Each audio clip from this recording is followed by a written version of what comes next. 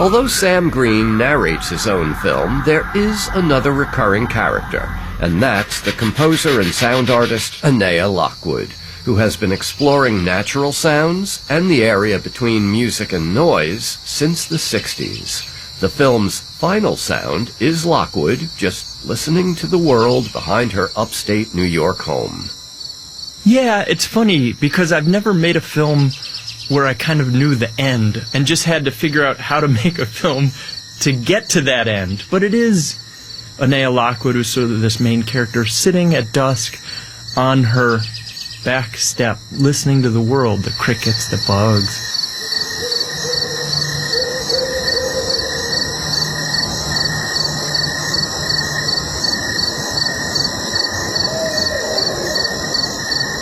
"32 Sounds" is now playing at Film Forum. For WNYC News, I'm John Schaefer. It's WNYC in New York. Marketplace Morning Report is next, and later a morning edition, when a woman carrying twins found out she was at risk of losing them due to a dangerous complication, her doctor sent her to a surgeon who could immediately perform in utero surgery to save the pregnancy. That story is coming up. 51 and overcast right now. Early afternoon rain likely, cloudy, and 58.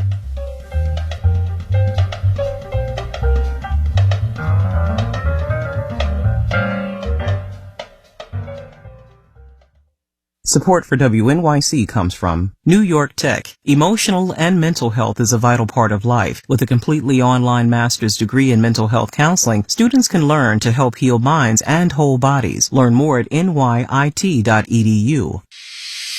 WNYC is independent public media, here to serve you and our entire community.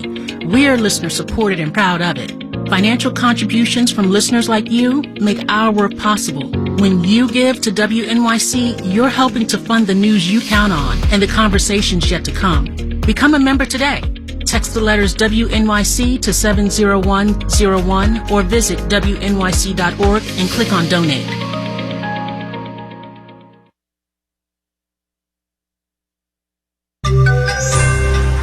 Did you know average income in America's poorest state, Mississippi, adjusted for purchasing power, is higher than in France?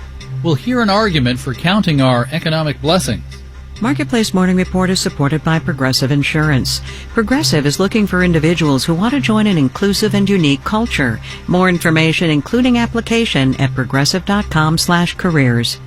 And by VBrick. VBrick unlocks the power of video for customers' business processes. VBrick.com/marketplace to learn more. I'm David Brancaccio in New York. Pollsters find 4/5 of Americans expect their kids to be worse off than they are. And in a poll earlier this spring, our friends over at NPR and PBS found only 38% approve of President Biden's handling of the economy. Yet here's The Economist magazine arguing in a recent piece these worries obscure what it calls a stunning success story. Here to explain what we're missing is the editor of The Economist magazine, Zanny Minton-Beddoes. Good to see you. Very nice to see you too. Great to be here. So help us be happier about our economy. America has some key strengths, right? It absolutely has some key strengths. And first, let me start by saying I completely agree with you that one of the few things that both Democrats and Republicans agree on is that the economy is in a mess. And poll after poll tells you that people are feeling unhappy. But if you go back and look at how the U.S. economy has been performing, which is what we did in this cover story, it's actually a remarkable story. And it's a remarkable story of outperformance relative to other rich economies. If you look at GDP, the U.S. in 1990 was 25% of world GDP. It's now about the same, despite the rise of China, and it's a much bigger share of the rich world than it used to be. It's also much wealthier than West European economies or Japan, the other big industrialized economies. It's grown faster, and on all of the ingredients of growth, whether it's productivity, whether it's the education of its workforce, it is actually pulling ahead faster relative to Western Europe and Japan. Right. And right now there are some people listening to us sputtering, saying, okay, Zanny mentioned gross domestic product, and she mentioned a lot of measures of prosperity, but she didn't mention life expectancy in America, which in the Economist article acknowledges is going the wrong way. Absolutely. And look, the U.S. has a terrible opioid crisis, awful. But I don't think industrial policy is the way to address the opioid crisis. The US has serious social challenges. Don't misunderstand me. I lived here for most of my adult life. What we were doing in this article was not to be kind of Panglossian about it. We were saying that it's worth looking at how well this economy has performed. And it's worth understanding why it's performed so well. And then I think it's worth concluding from that, what are the kind of policies that perhaps shape the social safety net, but which don't kill the goose that lays the golden egg, which don't undermine the strengths that are this economy. And what worries me is that the more right now Americans think their economy is a problem, the more politicians are being pushed to the kinds of policies that over the next 20, 30 years may actually mess it up.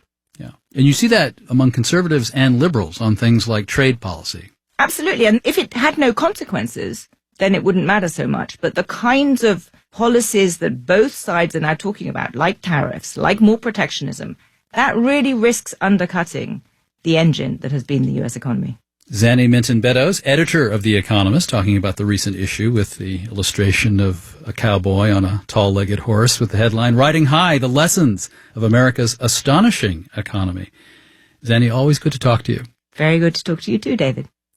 We also drill down deeper on an elephant standing here, economic inequality, marketplace.org, if you missed that part of the interview on the air today.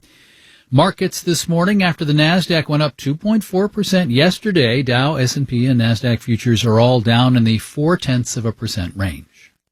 Marketplace Morning Report is supported by Otter.ai. Otter's AI meeting assistant helps reduce meeting fatigue by automatically taking live meeting notes, capturing slides, generating summaries, and assigning action items. More at Otter.ai.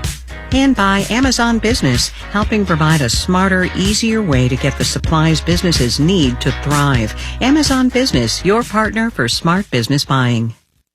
Two senior executives at the company that makes Bud Light are now on leave. They'd overseen the beer brand's collaboration with a transgender actress and social media influencer. Bud Light sponsored 2 Instagram posts by Dylan Mulvaney, a trans woman, and also sent her a can with her picture on it. Some customers responded with anti-trans comments and are boycotting Bud Light. The news editor at the publication Ad Age, E.J. Schultz, is following this closely. Welcome. Good to be here. What have you learned about these executives? Bud Light's VP Marketing and an Anheuser-Busch VP of Marketing, both on leave now. From your information, were they ordered to stand down, or how did it work? It's a little bit cloudy. They originally portrayed this as a leave. They didn't really go into details in terms of if it was by choice or forced. Some news has been reported later by some other publications that it was not by choice. And I see data that Bud Light sales fell 17% compared to the same week a year earlier. Do you have a sense about whether this will affect the way other brands proceed in their willingness to embrace LGBTQ plus people?